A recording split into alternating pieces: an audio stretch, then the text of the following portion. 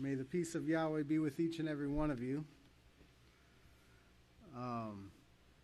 If you have your 12th book of Israel, is the feedback, can we do anything about that? If you have your 12th book of Israel, part 2, we're going to be going over chapter 8. This is found on page 58. This is a sermon entitled "The Active Scene of the Firmament by Science." The active scene of the firmament by science and the destruction of the firmament by Babylon today. And this was given on 9/01/2012. Beginning in verse 2, he says, "I'd like to encourage everyone to get the disc." There was a film, if you remember the sermon, there was a film that showed the little microorganisms actually being trained to build little figures in the film that we watched before that sermon. He said, "I encourage everyone to get that disc." He said the last 3 discs, the weekly sermons, and as I was told yesterday that they'll be able to use these news clips that we have from them, but they'll be ahead of the sermon, so you'll be able to watch this over and over until you get it. Now, Pastor's always telling us that we have to do this over and over and over until we get it. And, I think one of the biggest mistakes that we make is to think that we get it. Like, I heard that sermon, I got it. I understood everything he said. And then, years and years go by, and something else is brought out, and you think it was just brought out. And you go back and you read a book of Israel that was, 10 years ago, and you realize it wasn't just brought out. This is something that's been being brought out for a long time, but just then, you got it. And the reason is because we need that repetition to learn. I don't know, even in the trades and in the works that we do, we don't become a skilled craftsman overnight. You don't learn any type of skill just by doing it once and think, oh yeah, I got it. This is what it takes with the scriptures, with the sermons. We have to continually rehearse and rehearse and rehearse, and then all of a sudden Yahweh is able to reveal a lot of these things to us. But you hear things on the surface when you see a sermon that pastor gives, and you think that you got it all, but you didn't. You have to go back and read and rehearse until you could teach everything that was given in that sermon. You didn't get it.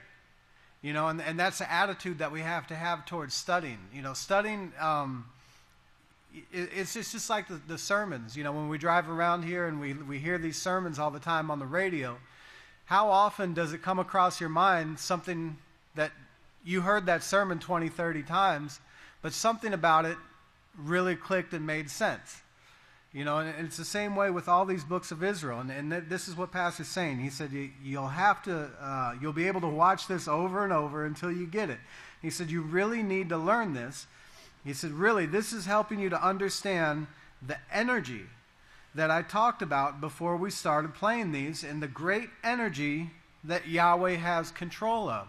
And you think about that in terms of energy. Mankind, I know they're really thrilled about the energy that they're able to produce at this time and the great advancements of technology. But you look at even a nuclear explosion. If the biggest nuclear explosion took place in Dallas, you wouldn't see it. But the sun, I forget the statistics, how many, millions of whatever. The sun is away, but, you see that, and it has enough energy to give life, to sustain life. And that's the type of energy that Yahweh has. And even greater than just the sun. If you look out at night and you see all those stars, and you think of the energy that Yahweh has and the control that he has over these things, and what, he's wanting to give that to us. He says, I talked about, before we started playing these, the great energy that Yahweh has control of. And he shows this in his holy scriptures, but he makes it impossible for you to see until he decides it's time to show it, and then he does this. He brings it about in the knowledge to fulfill his plan, of course, the knowledge that he gives to his house. And that's the important thing that you always have to realize, is that the knowledge is revealed here at Yahweh's house. We don't get it, on our own. Mankind has had access to what they call the Bible, for quite some time now. They were never able to put these things together. Why? Well, because Yahweh has to inspire an individual. The work has to be according to what Yahweh prophesied. It's his plan that's being done. And you can't go outside of that plan. You can't go outside of Yahweh's plan and think that you're going to find wisdom somewhere else. There's so much wisdom here. When pastor gives a sermon, there's so much wisdom in these sermons to go over. And, we should, I always say that, but, we should never take that for granted, because, these things, people have been asking, people in the world ask all the time. You always used to hear this, what is the meaning of life? Why are we here? All these deep questions. These are simple questions for us, but we understand that this is according to Yahweh's plan, and that mankind was created for a purpose. And of course, the only reason we do understand this is because we've been taught. We've been taught, and there's nowhere else that we could receive this information. In verse 3, he says, now, if you think about this, all the scriptures were taken away. All the scriptures were taken away in the entire world. Now, this was done under the leadership of the Roman Catholic Church with its huge army. Now, there were something like 500 translations that the scriptures were translated into, 500 different languages. And now the dates that will help you to remember, because that was around 500 AD, and then in 600 AD, just 100 years later, the only scripture allowed under death penalty, by the way, was the one they said was so corrupted that nobody wanted it, and that was the Latin translation. Now that took place within that time period, within a year. Now he said we've got to get into that history too and learn it. And it is important, to know and understand those things, because it helps you to see how Yahweh brought this work about, and how Yahweh's had control over this thing all along, and how it wasn't until now that Yahweh allowed this to actually be brought to light. The book of Yahweh, like the latest prophetic word, it's such an awesome thing to have. And it's something that has only been allowed to exist, again, in these last days. And praise Yahweh, it'll never be taken away from us, never again. So he says, this was the great dark ages when they had no knowledge. Why did they have no knowledge? All history refers to this as the dark ages. A time period where mankind was thought to be, about as dumb as they possibly could be. No understanding. They call this the Dark Ages. What made it the Dark Ages? They took this understanding away. You have to understand, without the book of Yahweh, without Yahweh, there is no understanding. It's not like there's wisdom anywhere else. There's deception at other places, and they might pretend like they're wise and pretend like they have answers, but they don't. If they had any answers, they could solve just one problem. If you look at the world, look at all the problems, they can't solve one. Not the crime rate, not the STDs, not the wars, not the pollution, not the weather. They can't solve a single problem. So why would you want to put any trust in a system that is incapable of solving problems? And meanwhile, Yahweh has all the answers to all the problems. All it takes is for us to do it, to put forth the effort to learn these things and to teach them. And we see the results. We actually, this is another unique thing about the house of Yahweh is we actually see the results here. You know, we see people turn into better people. We see children raised in a way that they're a benefit to other people. You know, and this is done only at the house of Yahweh. You know, the children that are in these churches in the world, they're not being trained to be a blessing to anybody. You know, but the children in the house of Yahweh are being trained to be a blessing to mankind, just like we are. You know, we are children. But, you know, you see this continuously, and it seems like each generation of children gets better and better and better at this. And, you know, the classes and all this, I remember when they first started in the house of Yahweh, and you know, I thought, you know, that none of us are ever going to be, I didn't think that, but, you know, it might have looked that way. That none of us could ever be teachers. You know, we'd get up and we'd fumble over our words and forget what we were going to say, and, you know. But through the constant training at the house of Yahweh, Yahweh has produced teachers. And he's taken those teachers and he's brought them before world leaders. He's brought them before judges. He's brought them before municipal powers that look at them and say, wow, these are truly educated people. These people have the answer. Now, how awesome is that? You know, that Yahweh could take a people with no understanding, that has no recognition from this world, train them, and send them out to get this type of reaction, to actually make a difference, to offer a solution to the problems that we see. And even the people in the world realize, they say, yes, this is, you know, there is no other way. You're right. You know, but you know, part of that job is finding those who are out there who's going to get involved and to do the actual work. Because knowing the answers is one thing, but doing the work has to accompany that. And you know, we have to remember that as well. But in verse 6, he says, but right here today, if you'll get that and rewatch it, you know, he says it shows what man is wanting to do with this technology. And of course, you know, whenever there's this technology, they finally understand a little bit more of Yahweh's creation. The first thing, the two things they look at is how do we use it to wipe out our fellow man, and how do I make money off of it? You know, those are the two driving forces, it seems like, in the world. You know, how do we reign supreme over one another, and how do I make more money to do so? And you know, we have to be so removed from that mindset, you know, and we have, of course, a perfect example in our high priest, Yeshua, and the scriptures have emphatically told us that like him we must become. Okay, and when we also have, you know, our great overseer, Yisrayl Hawkins, who's given us a perfect example. You know, all his life, every effort that he has is placed into this work.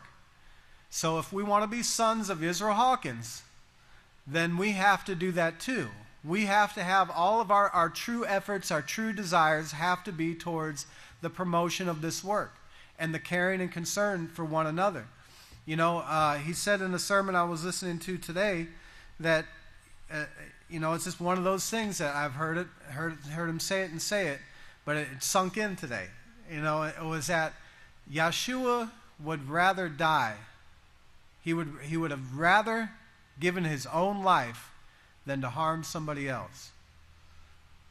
You know, and you think about that in our anger tantrums, our temper tantrums, when somebody makes us mad, when somebody, of course, we choose to have those reactions. But, you know, think about that. And measure yourself according to that goal. And look at yourself and say, this is how I got to be. You know, I don't care. It's going to be uncomfortable, but I'm going to, you know, not allow this anger to rule me. And you know, by doing that, day by day, test by test, trial by trial, we become more like Yeshua if we continue to have that goal in our mind. And of course, if we give up, we never reach it. We never reach it. And then we'll walk away one day and saying, you know, I don't know what I was doing in that place anyway.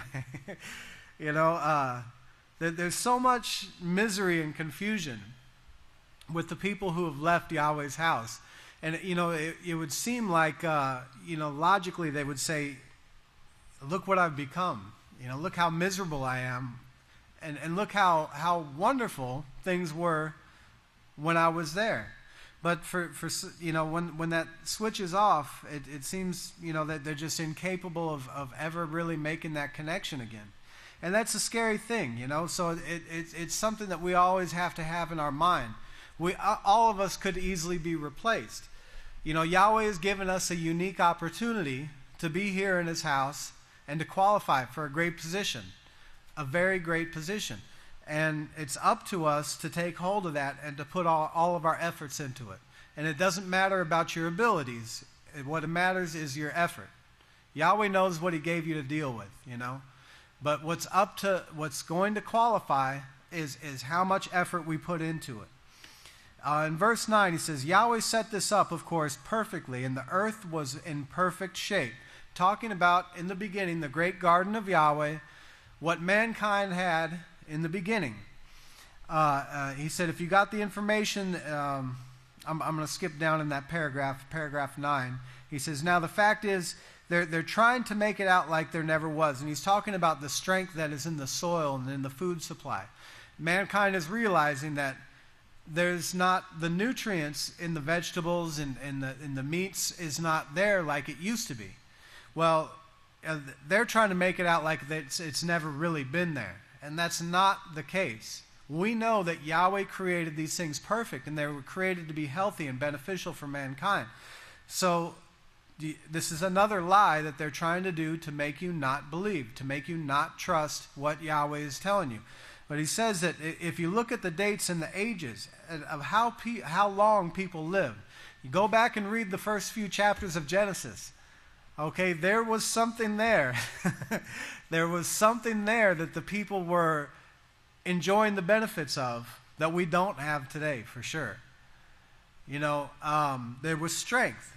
But of course, through the sins of mankind, if you turn the page to page 60, through the sins of mankind, we've weakened what Yahweh created to be perfect. All right, and in this sermon, Pastor goes into this quite a bit with the firmament and all. In verse 11, he says, but Yahweh's plan for you, in fact, that's the reason why you were called. That's the reason you were created. That's the reason you're here today, is that you can have a part in actually bringing all this back the way Yahweh created it, which is an awesome opportunity. If you love fixing things, there's so many broken things it seems that you never get around to fixing all of them. But, when you do fix things, there's a certain satisfaction that comes with that work. Taking something that is non-functional and broken or dilapidated and fixing it to where it can function again, there's something satisfying to it. And I could just imagine, actually I can't imagine, but I'm thinking I could imagine what it would be like to take the earth, the planet, and bring it back to that original state that Yahweh created it. What an awesome, rewarding work that would be. We have such great things to look forward to. But in verse 12, he says, if you'll turn over to Revelation 21, he shows us here. Yahweh shows us all of this in Scripture. And the only thing when I started trying to figure out is how in the world can I teach something this complicated? And could you imagine Pastor seeing all this in the Scripture and trying to figure out, how am I going to get this across to where everybody's going to be able to understand it? And how long he has been bringing this out with the firmament and how it operates and how detailed all this really is. And of course, he says also in chapter 12, verse 12, that it was hidden. All these things were hidden. Now in verse 13, but here in Revelation 21, we're at the time of the end right now, and we see, we may as well cover some of those scriptures, but we see what I'm talking about here. In Revelation 21:1, he says, and get this, and I saw a new heaven and a new earth. Interesting. This was back in 2012, and Pastor's basically saying right here, And this goes back to what we were talking about earlier, having to rehearse and rehearse and rehearse. A lot of these things that Pastor is bringing out even now, he's been building up to for so long. This information, this great information, he's been trying to get us to understand for so long. But in Revelation 21:1, he says, I saw a new heaven and a new earth. Well, why would that be? He says, well, because they're going to be destroyed. Of course they're going to be destroyed. Now, that's what Yahweh is watching this, and he's actually watching it through the firmament.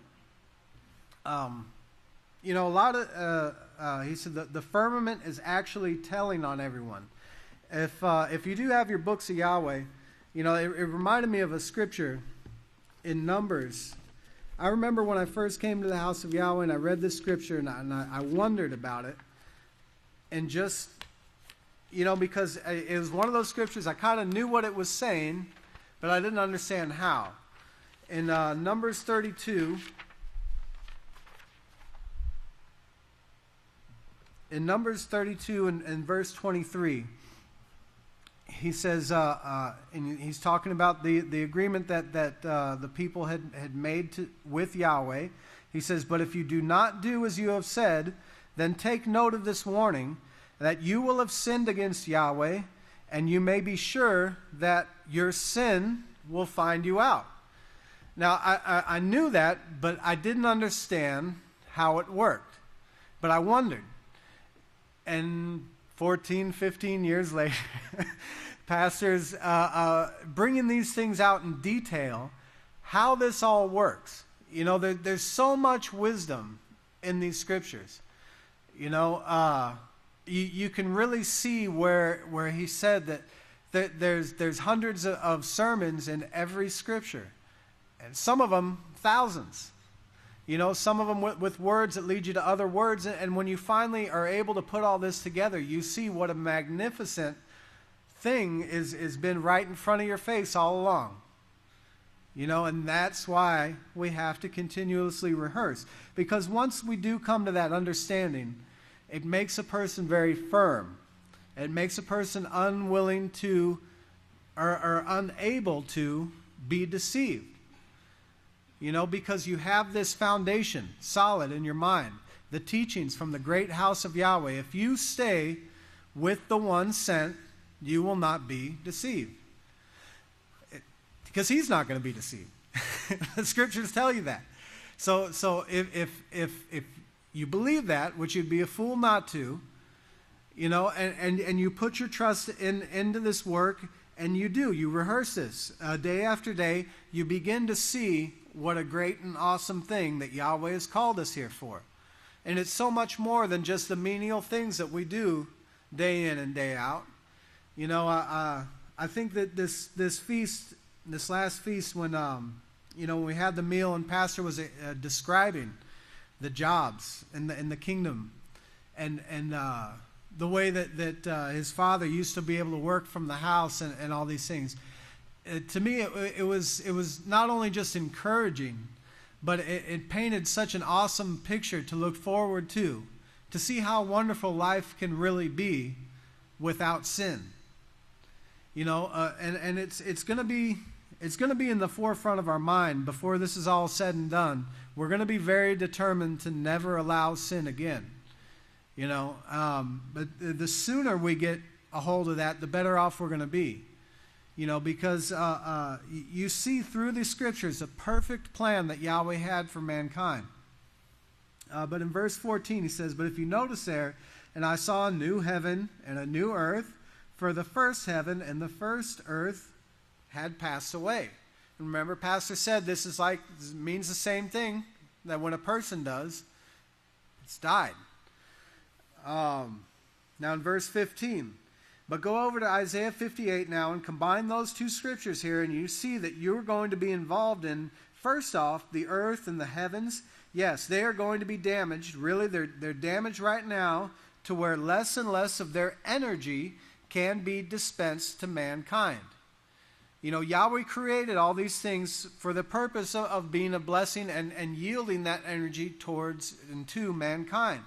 In verse 16, But here in Isaiah 58, if you look at verse 12, he said, "And those of you who will rebuild the old waste places, restoring back to the original, never allowing sin again." You know, and we have to be on guard of that. You know, you always have to be on guard of sin creeping in. You know, it almost reminds me of like being a roofer, and when you're roofing, you're constantly focused upon how can water get into this building. You know, because once water starts getting into a building, it starts to deteriorate. You know, it allows the moisture for the mold and the spores to start growing, and the next thing you know, your building is becoming dilapidated because water's found its way in. So, you know, a builder is always looking at ways to prevent water from getting in. This is how we have to be towards sin. You know, we have to understand that sin, if we allow it into this house, if we allow it into our house, it will bring forth damage. It will destroy your household. It will not destroy the house of Yahweh, because Yahweh said this house will be established forever. It's not going to go out. It's not going to be overcome with sin, you know.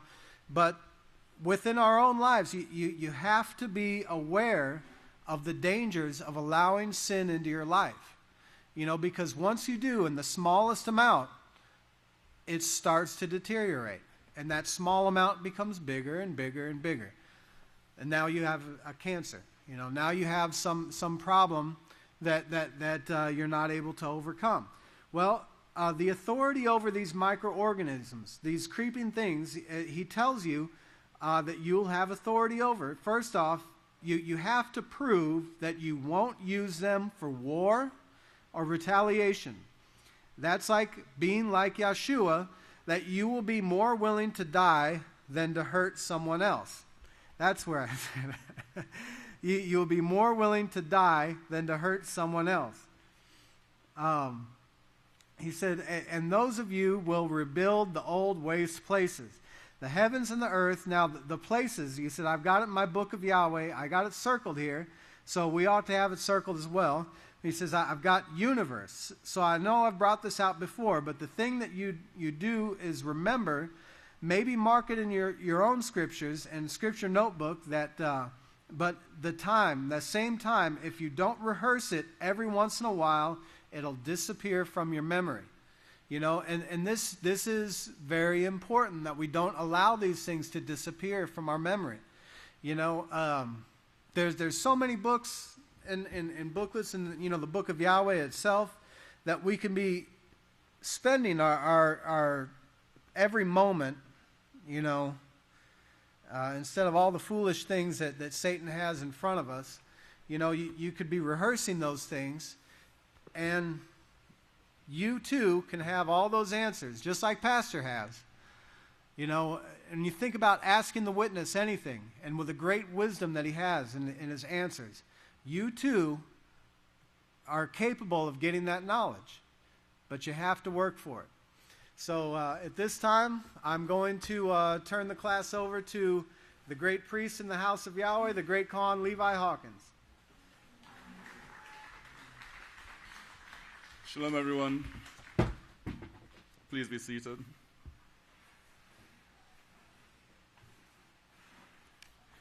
I'm going to be continuing from where the great Kohan Kiefer left off, as he was covering Isaiah chapter 58 and talking about restoring the old waste places, showing that this is the universe and the great plan that Yahweh has for us. And if you go down to verse 20, it shows that this is in Isaiah 58, verse 13. If you turn your foot from breaking the Sabbath, you're the one of those that will rebuild the universe. You see that? Isn't that beautiful? You will start out now by keeping the Sabbath the way Yahweh tells you to keep the Sabbath. And then verse 21, from doing your pleasure, and call the Sabbath a delight, the holy day of Yahweh honorable, and will honor him who is Yahweh, by not doing your own ways, nor finding your own pleasure, nor engaging in idle conversation. All of these things here now apply to gaining this power that Yeshua had when he said or told his disciple, go through a hook in the water and there's a fish going to bring you some money to pay your taxes with, think of the power he had there. So this is authority that Yahweh promises to give to his people. Let's go down to verse 27. But before I get into verse 27, I have a little bit of a trivia question for you all. What is the significance of this day in history?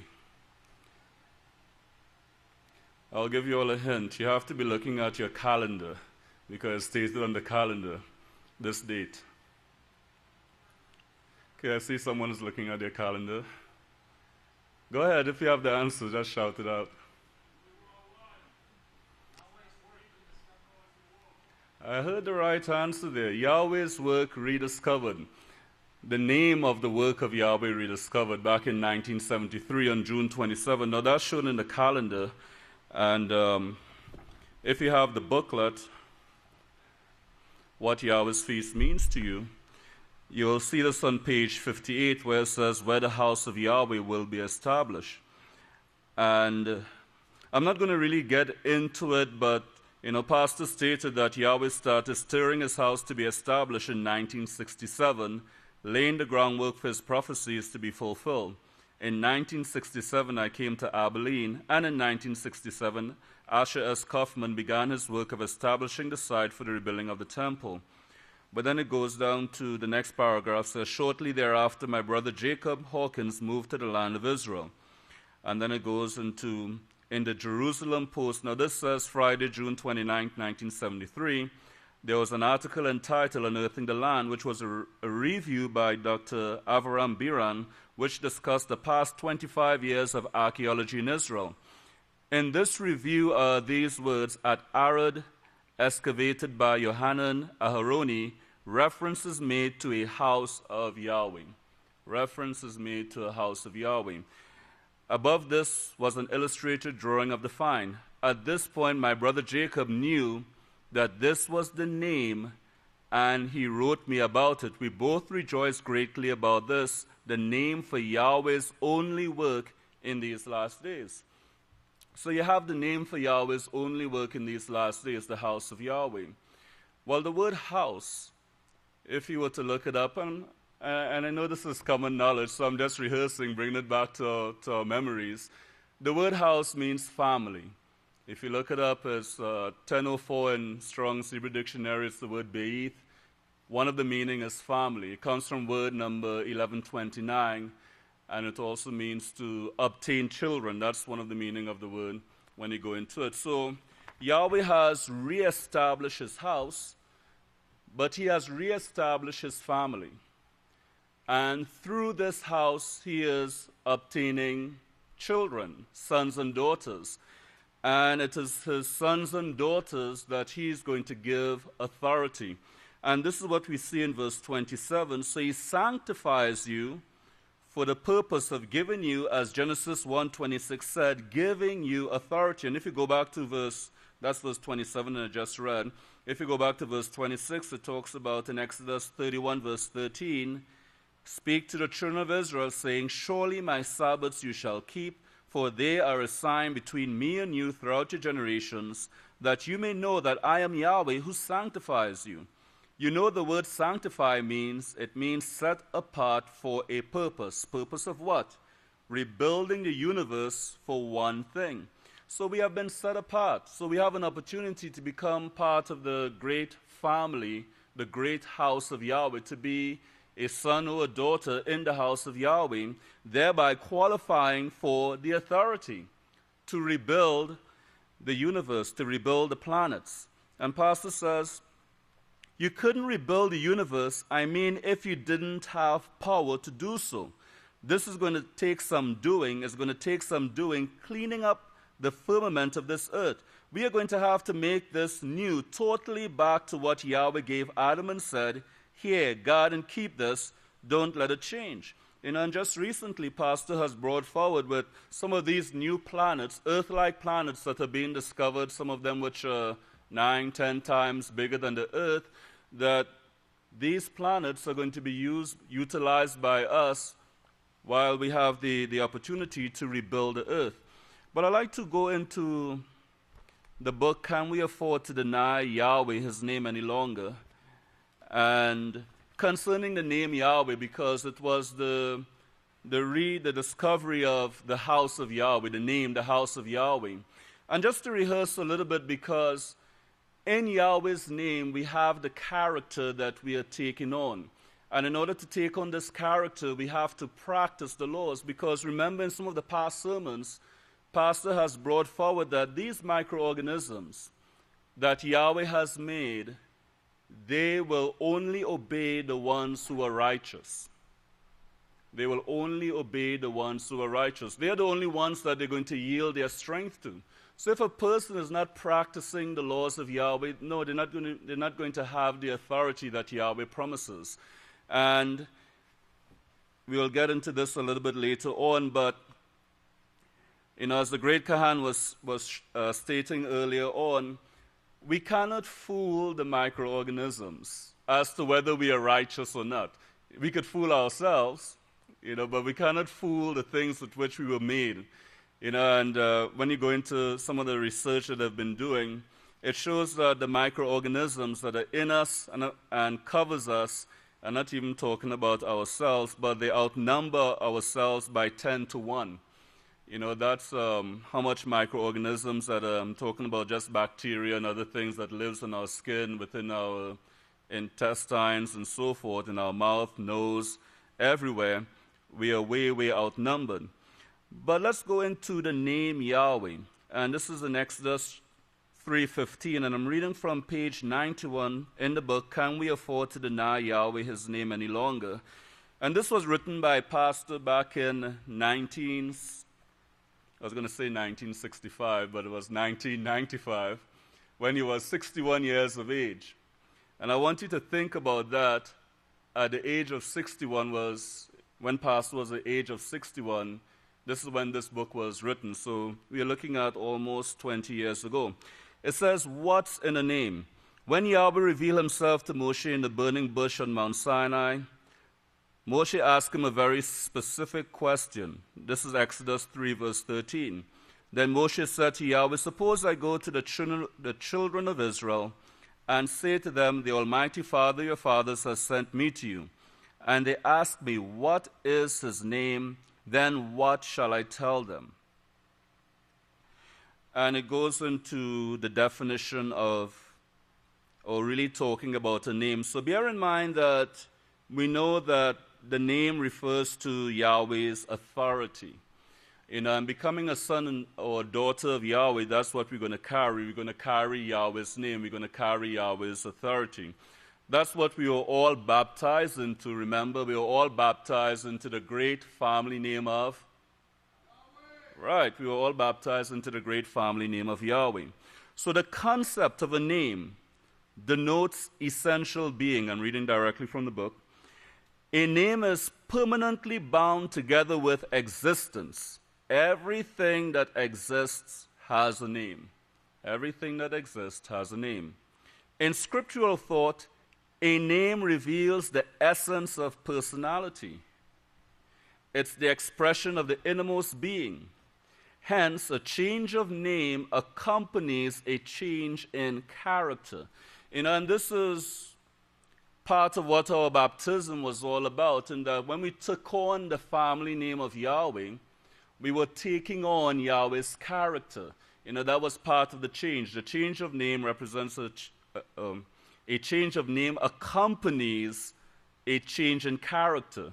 To speak or act in someone's name is to act as the representative of that person and hence to participate in his authority. And this is part of what is being covered in this sermon here, because we will be participating in Yahweh's authority when that is given to us to go rebuild the universe or to command the mountain to move from one place to another.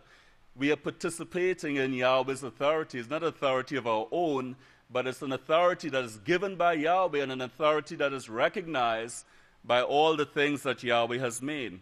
So similarly, to be called by a person's name, literally to call a name upon, implies ownership by that person.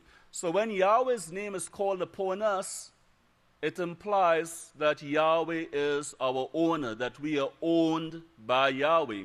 And couple that with Romans chapter 6, verse 16, that tells us that we are servants to whom we obey. So continuing on, so to be called by a person's name implies ownership by that person. Whenever someone is called by the name of another, that one comes under the authority and protection of the one whose name is called upon. Therefore, whoever is called by Yahweh's name is his possession and comes under both his authority and his protection. So all of this is wrapped up in the concept of being called by a name and referring to Yahweh's name. Now, I'd just like to go into a little bit about the meaning of the name Yahweh. And it's great to review these things, as was mentioned before, because sometimes we do forget about the importance of the meaning of the name Yahweh. But it all ties in with this sermon, because the authority that we are striving for is going to be given through the name of Yahweh, through Yahweh's name, through Yahweh himself. So this is concerning the etymology of Yahweh's name. And this is from the Encyclopedia Judaica, volume 7, page 680. And it gives us the information of the etymology of Yahweh's name. It says, in the opinion of many scholars, YHWH is a verbal form of the root HWH, which is an older variant of the root HYH, which means to be. The vowel of the first syllable shows that the verb is used in the form of a future present causative and must therefore mean he causes to be, he brings into existence. He causes to be, he brings into existence. So this is part of what Yahweh is going to allow us to have, is this part of the authority, causes to be, to bring into existence. Now the Jewish Encyclopedia, volume 9, page 160 tells us, in the appearance, YHWH is the third person singular imperfect kal of the Hebrew, which is to be, meaning therefore he is, or he will be, or perhaps he lives. The root idea of the word being, probably to blow, to breathe, and hence to live. So this is part of Yahweh's, the name, the root of Yahweh's name itself, to live. And you could put all the scriptures together and you'll see that only Yahweh has the ability to give life. Only Yahweh has that life-giving ability. Well, that life-giving ability is given through the things that Yahweh created, the microorganisms. That's how the life-giving ability is passed on. And they only obey the ones who practice righteousness, the ones who are righteous, just like Yahweh himself. And any of the beings that had this authority and the sin was found in them, they no longer had the authority to command the things which Yahweh created, because they were no longer like Yahweh himself. Now, continuing on, it says, the meaning would therefore be, concerning the word, the name Yahweh, the root, the meaning would therefore be he who is self-existing, self-sufficient, or more concretely, he who lives. He who lives. That's part of the essence of the name Yahweh, he who lives. There is no doubt that the idea of life was intimately connected with the name Yahweh from early times. He is the living Yahweh, as contrasted with the lifeless gods of the heathen, and he is the source and author of life. He is the source and author of life. And this is the reason why Yahweh made mankind, is to give mankind this authority that he promises here. So familiar is the concept of Yahweh to the Hebrew mind that it appears in the formula of an oath, Hi Yahweh, which is Yahweh lives. And reading a little bit from the Hebraic tongue restored by Fabre de Olivet, page 68, it gives us this information about the name Yahweh. And this is on page 94 of the book, Can We Afford to Deny Yahweh His Name Any Longer? It says, this noun offers first the sign indicative of life, doubled and forming the essential living root, and it gives you the Hebrew character there. And then it goes on to show that it's a sign of, well, let me go back a little bit here. It's a sign of intelligible light, and it says that Moses, taking this verb par excellence to form the proper name of the being of beings, adds the sign of potential manifestation and of eternity to it, and he obtains Yahweh, in which the facultative being is found, placed between a past. Now, get this part here. Placed between a past without origin and a future without limit. This wonderful noun, therefore, signifies exactly the being who was and who will be. The being who was and who will be. And all of this is wrapped up in the name Yahweh. All of this is wrapped up in us becoming part of the family of Yahweh. You know, all of this is what is promised to us when he says that in verse 27, so he sanctifies you for the purpose of giving you, as Genesis 1:26 said, giving you authority, and that authority is carried in the name Yahweh. That authority is carried in the name Yahweh. You know, and the microorganisms, they recognize that authority. They know that authority.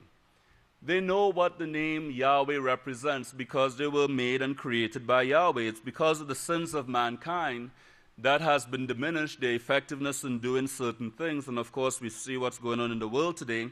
But they recognize that authority. You can't, Pastor says, you couldn't rebuild the universe, if you didn't have power to do so. Well, who is that power going to come from? That power comes from Yahweh himself. How do we receive that power? By the practice of righteousness, by the keeping of the laws of Yahweh. So if we desire to achieve that connection, we have to practice the laws of Yahweh. And it goes along with everything else that the Kahan was saying previously.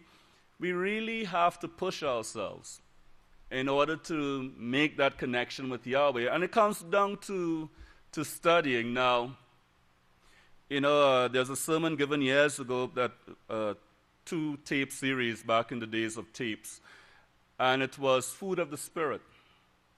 And Pastor showed that by the studying and the keeping of the laws of Yahweh, we are actually feeding ourselves. Now, the question is often asked, well, how much study is enough study? Is it half an hour? Is it an hour? Is it 15 minutes? Well, let's put a definition to this. When you have enough study is when you see a change in your character.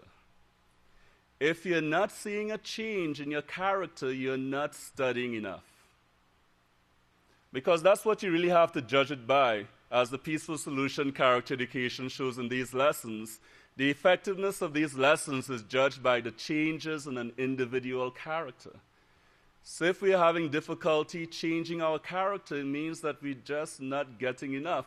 And if we are falling back into old habits, it means definitely we're not getting enough.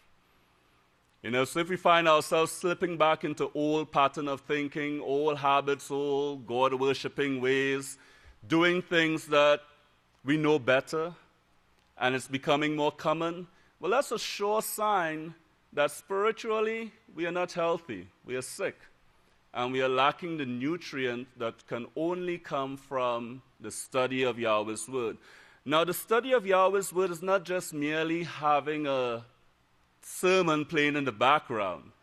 That is not studying. It's helpful, yes, but it's not studying because you're doing something else. You have a sermon playing in the background, and that's controlling your environment, which is beneficial because if you have righteous things in your environment, you have a righteous influence. And that could affect the way that you think, the way that you feel, and the way that you behave. So it's beneficial to have it, but it still does not compensate for the physical setting aside time and opening the book of Yahweh or the book of Yisrayl or the prophetic word or the newsletter and fulfilling that command that is written in Isaiah chapter 34, verse 16, which is to open those books and do what? Read. Open the book and read. That's a command from Yahweh, to open the books and read. And this is what the Catholic Church has taken away from the people, and it was prophesied that they will take away the daily teaching of the laws of Yahweh. We cannot afford to take this away from ourselves by being distracted with other things that is going on, especially the internet or whatever else could be a distraction in our lives, because in doing so, what we are taking away from ourselves is that opportunity to achieve this authority that Yahweh promises, that is shown in Genesis chapter 1, verse 26, and to do this future work that he's talking about. He said it's going to take some doing. Cleaning up the firmament of this earth, we're going to have to make this new, totally back to what Yahweh gave Adam and said, here, guard and keep this. Don't let it change. Well, of course, he didn't do it, and neither is any of mankind. And this is a great lesson as he destroys this, because he's destroying himself along with it.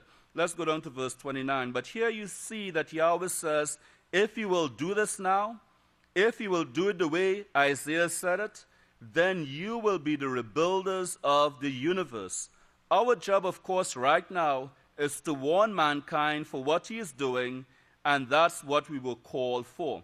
Let's go down to verse 30. And our job, after Revelation 10, it says, and our job is to warn man, our job now is to warn the world of the fact that man-made global warming is because of sin. It's not because of burning wood. That's not a sin, but it's caused by sin. Sin is the breaking of Yahweh's laws. Now, that's what your scripture shows. That's what your scripture shows. Then Pastor goes into Revelation 10:7 and verse 32, and after the word secret, in the middle of this paragraph, he says, imagine this has been held secret from science. Science is now discovering what bacteria are and do. He is just now discovering that there are things that you can't see.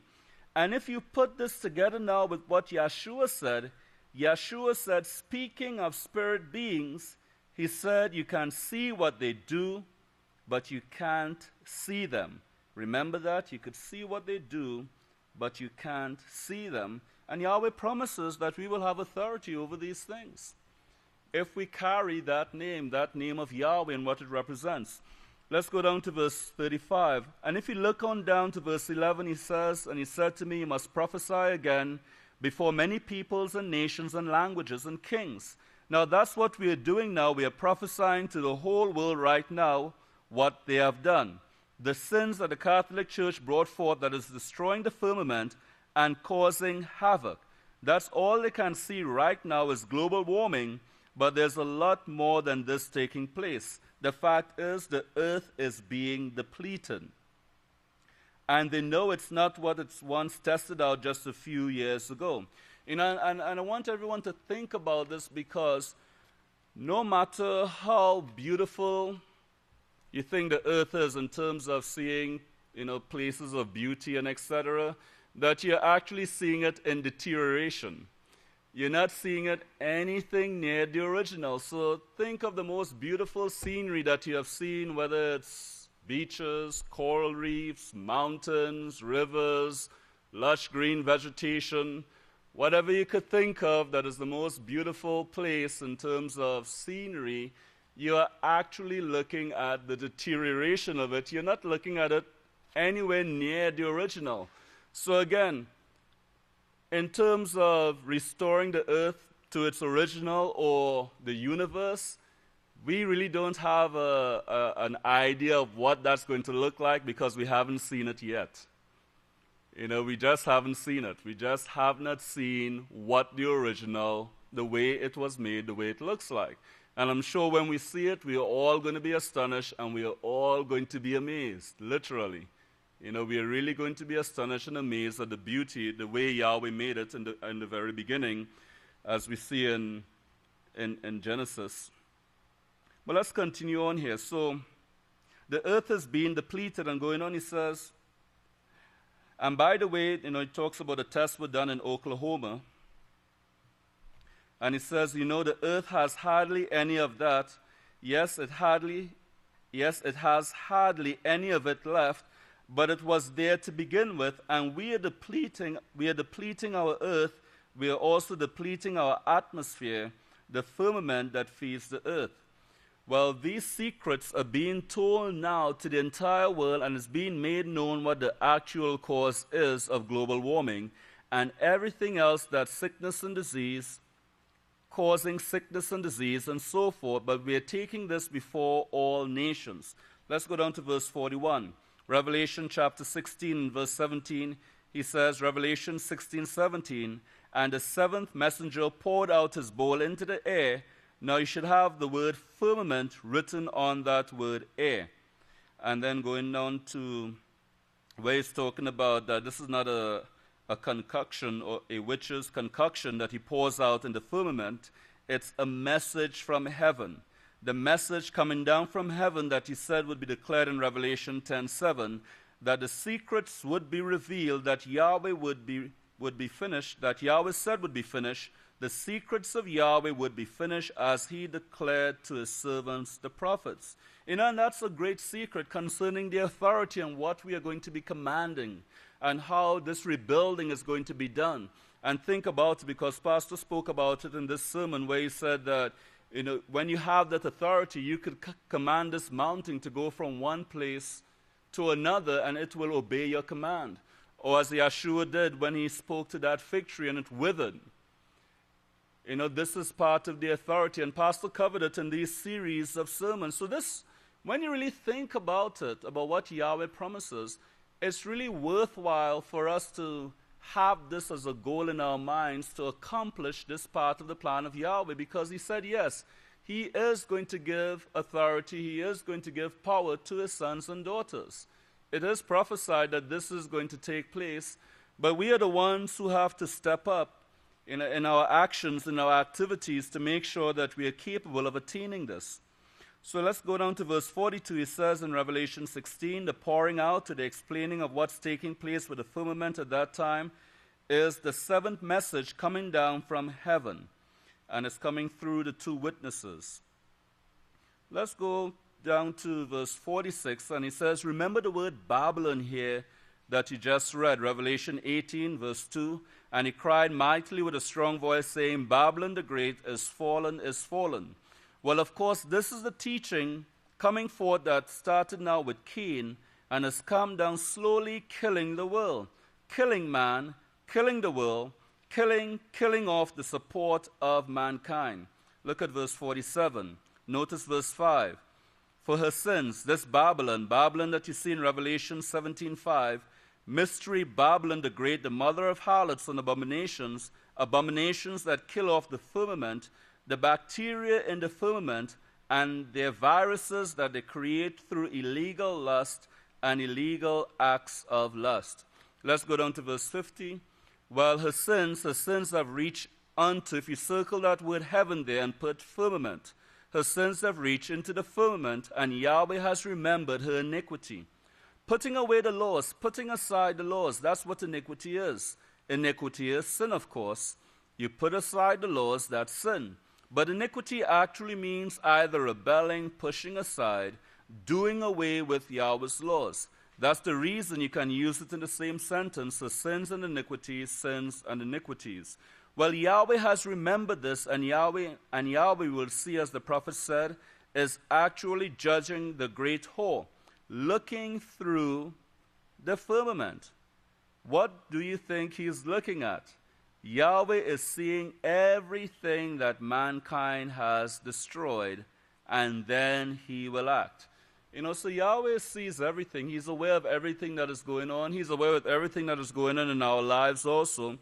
Pastor has already brought forward that Yeshua is keeping them up to date at where we are at, what our needs are, what else is going to take to bring us to the perfection that is necessary. But all of this is being brought to Yahweh. This knowledge, this information is being brought to Yahweh. Pastor says, and then he will act, he will set his hand then the second time to save mankind, of course, because it's not a lost cause with Yahweh. It's a proving, a testing. Now you're being tested. You're being judged. And we see by the prophets, Yahweh is going to judge all nations. But after we do our job of getting this completely given out to the nations, to all nations to where they can totally understand it as you understand it now, most of you, and we get it out to them, they will be able to see as you do what is actually causing this and the great power that Yahweh created in the heavens. And then he goes into talking about an atom. But these are the great secrets of Yahweh that is being brought forward to us in these last days. And these are the things that we can set our minds to achieve, but it requires effort. It really requires a lot of effort. It requires study. It requires that repetition. It requires making sure that we remain spiritually strong, that we are doing everything necessary to maintain our spiritual health and not giving in to the sins or the temptations that abound out there. And it's very easy to fall into or to get into bad habits, but we really have to make the effort to make sure that we are doing the right thing every single day. And this is something that is required. I want to leave this thought with everyone, because in Genesis chapter 1, it talks about Yahweh rebuilding, restoring the earth and the heavens that as it was destroyed when you read Genesis 1:1. But what I want everyone to think about is Yahweh entered that work after a Sabbath, right? The Sabbath ended, and then he began the creation of the heaven and the earth, and it goes day by day. But that was after a Sabbath that Yahweh embarked on this great work. So, what are we going to do after the Sabbath ends? Where our minds is going to be at. Just think like Yahweh, where Yahweh's mind was at after the Sabbath ended. And just keep that in Genesis chapter 1. It says, in the beginning Yahweh created the heavens and the earth, but you could just kind of pencil it in after the Sabbath ended, and you go into the first day of the creation, then the second day, and then the third day, and etc. You really have a blueprint for the rebuilding of these waste places. For the rebuilding of the universe. We're not going to do it any new way. We're not going to reinvent the wheel. We're going to do it exactly the way Yahweh did it. So bear that in mind.